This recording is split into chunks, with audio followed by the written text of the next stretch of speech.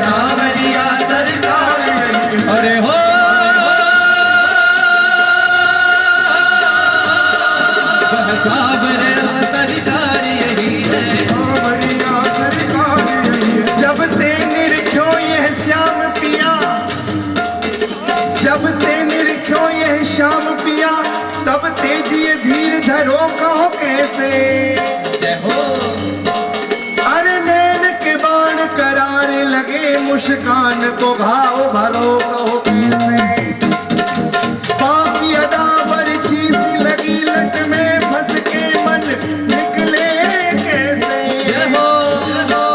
अरे भूत जो होए तो झारो झरू, नंद पूत लगो तो कहो अब कैसे, भूत लगो तो झरो, नंद पूत लगो तो झरो अब कैसे। सपने में सखी देखो नंद जी को लाओ, सपने में सखी देखो नंद जी को, हाँ सपने में सखी देखो नंद जी को लाओ। मैं आमंत्रित कर रहा हूँ विदिशा में ब्राह्मण धर्मशाला परशुराम मंदिर के निर्माता, वरिष्ठ समाज सेवी, वरिष्ठ कांग्रेसी नेता श्री गोविंद देवलिया जी, श्री विजय दीक्षित, युवा ब्राह्मण विकास परिषद, अभिनव तिवारी, गट्टू भैया, निखिल, बंटी महाराज, आप कथा व्यास का अभिनव। हमारे बीच सनातन श्री हिंदू उत्सव समिति के उपाध्यक्ष, दुर्गा उत्सव चल समारोह के संयोजक मेरे छोटे भाई श्री कुलदीप जड़िया उपस्थित हैं।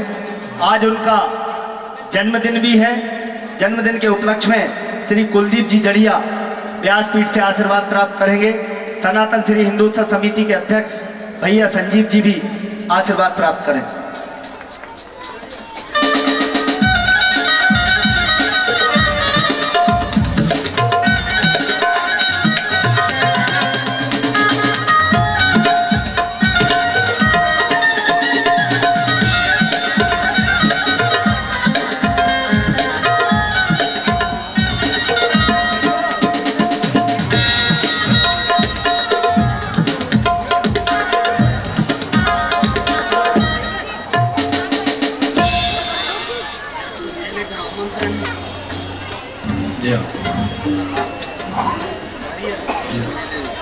जी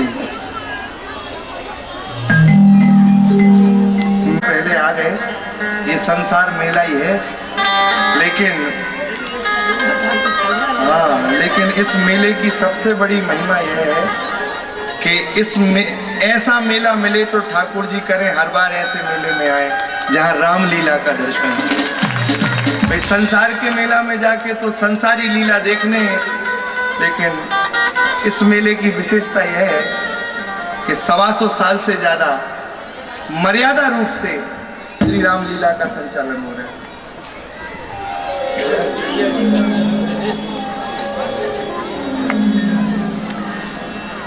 दिव्य रास हुआ। महाराज जी, श्री सुखदेव जी कहते हैं कि उस रास में पता भी नहीं चला।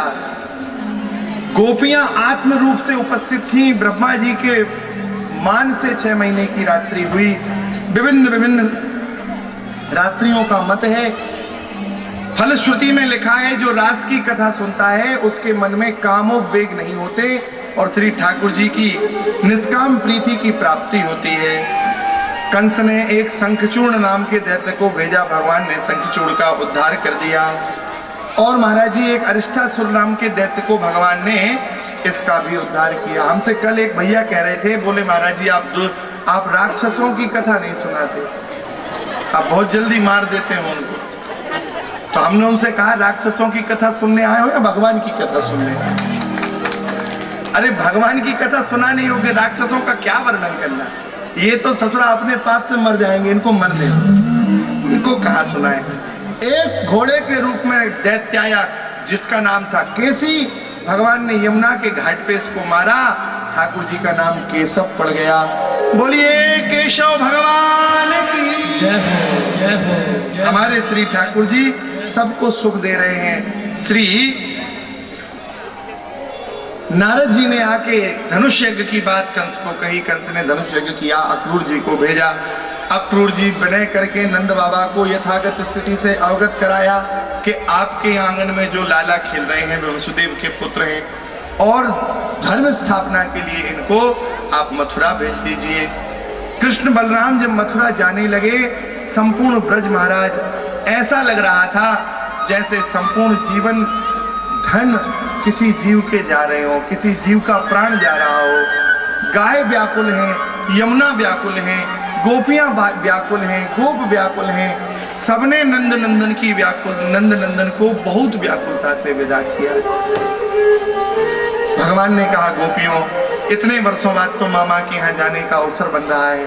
हमारे मामा जी उत्सव कर रहे हैं, बस आज गया कल रुका परसों आया। भगवान परसों की कह के गए, बरसों तक नहीं लौटे, कभी लौटे नहीं फिर वृंदावन भगवान। गोपियों से परसों का वादा भगवान ने किया। गोपियां कहती हैं ये अक्रूर क्रूर नहीं है, विधाता ही क्रूर है जिसने अक्रूर को बनाया। ये विधाता क्रूर है, हमारे प्राण प्रियतम प्राण बल्लभ नंद नंदन को हमसे दूर ले जाने वाला ये अक्रूर, इसे भगवान ने बनाया ही क्यों, ब्रह्मा जी ने जन्म ही क्यों दिया। रथ जब तक दिखा तब तक रथ को देख के रोती रही। आशा थी शायद कृष्णचंद्र आ जाएंगे। धूल उड़ी रथ की तो उस धूल को देखते रोती रही। जब तक रथ की शिखर दिखा, उसका ध्वजा दिखी, तब तक रोती रही। और भैया जैसे ही सब देखना बंद हुआ तो पूर्व दिशा में बस केवल मुख करके गोपियां अधेड़ होके गिर गईं। एक दूसरी नदी गोपियों की प्रेम नदी बह चली। गोपियों के नेत्रों से इतना अश्रु प्रवाह हुआ कि नंद प्रसाद तक नदी के रूप में वह प्रभावित हुआ। उनका अश्रु बिंदु इतना विरह गोपियों के हृदय में। भगवान मथुरा पधारे। मथुरा पधार के भगवान ने सबसे पहले धोबी का उद्धार किया। जैसे ही भगवान आए तो हमारे श्री ठाकुर जी यमुना किनारे गए। वहां मथुरा का भैया राम प्रेमियों को भागवत सुननी चाहिए। राम प्रेमियों को भागवत की कथा जब तक नहीं सुनेंगे तब तक शांति नहीं मिलेगी। क्योंकि रामायण में एक धोबी है जिसने सीता जी को वनवास करा दिया था। और राम प्रेमी लोग बहुत दुखी रहते हैं इस धोबी से। तो कृष्ण कथा पढ़ो तो भगवान ने मथुरा में आके धोबी को मारा, तब उनके हृदय को शांति मिलती है। चलो मार दिया, ठीक रहा, ये मरने ही लायक था, इसने ऐसा ही काम किया था। वही धोबी था ये, ऐसा बताते हैं संत। दूसरा जन्म इसका वही था। तो भगवान ने इससे वस्त्र मांगे, कहा भैया हम आपके राजा के भांजे, हमको वस्त्र दे दो अच्छे। भगवान से तीखी आवाज में जवाब दी भगवान ने, वहीं इसकी गोविंदाय नमो नमः कर दी। एक सुदामा नाम के माली का कल्याण किया हमारे प्रभु ने, उस माली का कल्याण किया, एक दर्जी का कल्याण किया, उसके घर गए भगवान और वो सब वस्त्र ठीक कराए, उस पर कृपा की। और वहां से आके हमारे प्रभु महाराज जी भगवान ने कुब्जा पे कृपा की। जो कुब्जा कुरूपा थी, अरे इसका नाम था सैरंध्री, लेकिन इसको कुब्जा कुब्जा कहते थे सब। क्यों? क्योंकि ये कुरूपा थी। लेकिन भगवान ने इससे कहा, ए सुंदरी, तो ये रोने, नेत्रों से आंसू गिर पड़े महाराज वात्सल्य के। इसको सबने कुरूपा कहा, कुब्जा कहा। कुब्जा ने मुड़ के देखा, श्याम सुंदर का दर्शन हुआ और भगवान ने कहा, आप चंदन लगाएंगी हमको? बड़ा सुगंधित चंदन लिए हैं कटोरे में। कुब्जा बोली, कन्हैया तो को जरूर लगाऊंगी। ने करीब आ, इतने करीब बुला लिया कि पादांगुलोष्ठ, अर्थात भगवान देखिए ठाकुर जी कैसे खड़े हैं। झांकी देखिए, सुखदेव जी ने क्या गजब की झांकी प्रस्तुत की। भगवान कितने करीब है कुब्जा के। कुब्जा के पैरों के ऊपर पैर रखे भगवान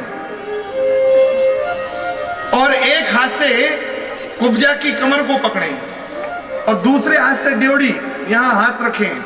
अब झांकी देखिए और एक झटका दिया भगवान ने तो 3 जगह से टेढ़ी कुब्जा परम रूपवती, परम सुंदर हो गई।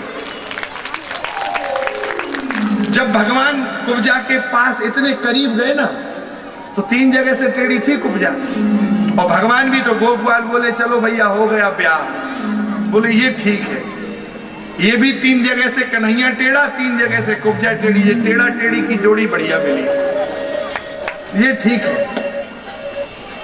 गोपों का तो हास उपहास है। कुब्जा का कल्याण, कुबलिया पीड़ नाम के हाथी को मदिरा पान कराया। भगवान ने उस हाथी का उद्धार किया, दोनों दांत तोड़ दिए। दोनों दांतों को एक ने बलराम जी ने रख लिया, एक ने श्री ठाकुर जी ने रख लिया। बोले मामा से मिलने जा रहे हैं, कुछ तो उपहार लेके जाएं। और सभा में हमारे प्रभु का प्रवेश, जिसको जैसे रूप से ठाकुर जी दिख रहे हैं, जाकी रही भावना जैसी, जैसा देखना चाहा वैसा भगवान दिख रहे हैं।